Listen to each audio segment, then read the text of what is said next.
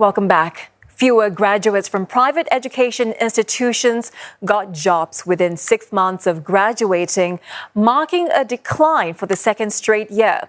That is according to a survey conducted by SkillsFuture Singapore among 3,500 fresh graduates from the cohort of 2024.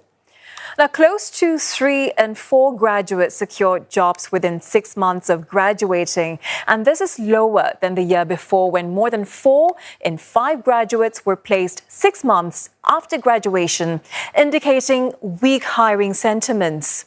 And among those who were employed last year, less than half secured permanent employment, down from about 6 in 10 from the previous cohort. A majority of those with full-time jobs come from the engineering, sciences and business course clusters. Mean gross monthly salary for these graduates has also gone up to 3,500 Singapore dollars from 3,400 dollars in 2023. Those in the information and digital technologies course cluster saw the highest salaries of over $4,000, followed by those in humanities and social sciences. Still, median salary figures remain significantly lower than graduates of autonomous universities, $1,000 to be exact. Also, the percentage of those unemployed and still looking for a job is double that for graduates of private institutions versus autonomous universities. And one analyst says it is due to what she calls a prestige gap, or a perception among hirers that graduates of autonomous university may be the safer option. Because of that uncertainty, the economic uncertainty, employers may prefer to hire safer hires, those from institutes with proven track records, especially if their hiring budgets are quite constrained. Based on a lot of research that we've looked at, we understand that the cost of hiring, the cost of replacement tends to be quite high.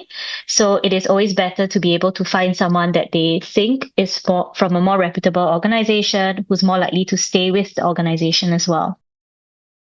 And for further insight on this, we now speak to Cheong. He is Head of Cooperation at the Singapore Human Resources Institute. Mr. Cheong, welcome to the program. Thank you for having me. So not very good data there on private institution graduates. So what we want to know is, do employers view degrees from private schools as inferior? I would say that the view and the perception of employers do vary. And there are different kinds of private educational institutions as well. So I think it's important for us to do our own research and to actually see that where the value of the PEIs could be. But how would you explain that decline in the numbers then? I would say that right now, it is true that actually the hiring sentiments tend to be weaker right now.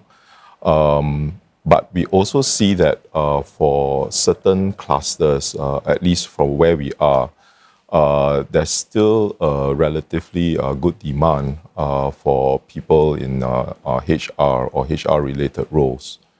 And it's important for us as a PI to see what kind of value that we can bring to the graduates so that they actually can find better employment. Are there exceptions for some courses or specializations? For example, Infocom and digital graduates, they seem to be able to command better pay. Yes, absolutely. So sometimes we call them hot skills or met skills, and that when you have skills like that, they are actually in greater demand. Okay, in today's rapidly changing job market, right, educational pathways are diversifying. For example, stackable courses, that's gaining popularity. But what about employers? Are they more keen to hire those who have completed stackable courses rather than a private degree? So I think what employers are looking at are a few things. Number one, they are looking at people with relevant skill sets and knowledge, and as well as industry experience. And if you put the 2 and 2 together, it actually raises their level of employability.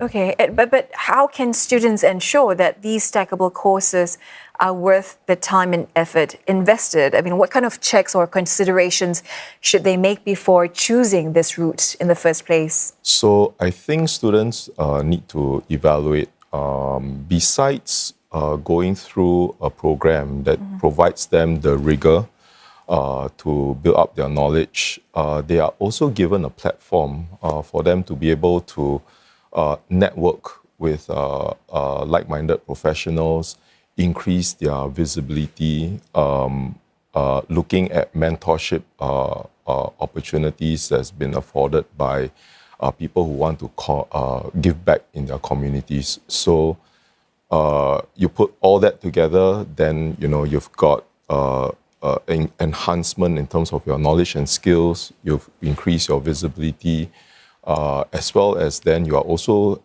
developing a certain X factor that many employers might be looking for. So you have to stand out from the crowd. Yes. Right, pretty much so. So if the jobs market continues to weaken this year, do you expect graduates from private institutions to be hit harder in terms of being able to find jobs with good salaries?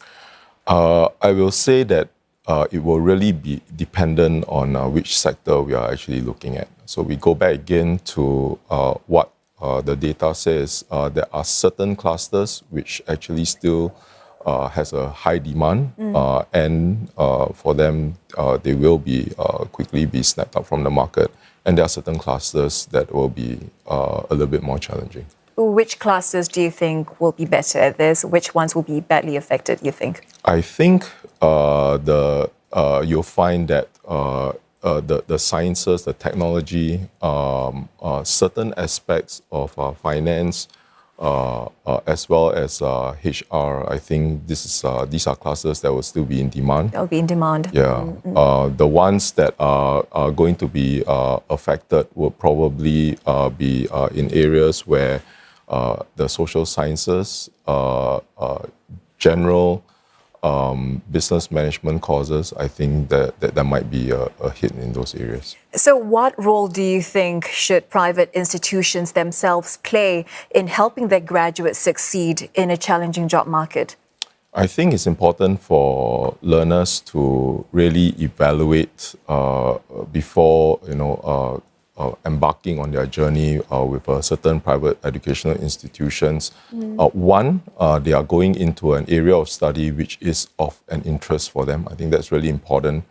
And two, to see whether the private educational institutions are actually committed to not only give them the learning opportunity within the classroom, but what happens beyond the classroom. And I kind of mentioned it before that, the opportunity for them to be involved in various professional events, for mentorship, to have greater visibility in the professional networks. I think that's going to be very, very critical.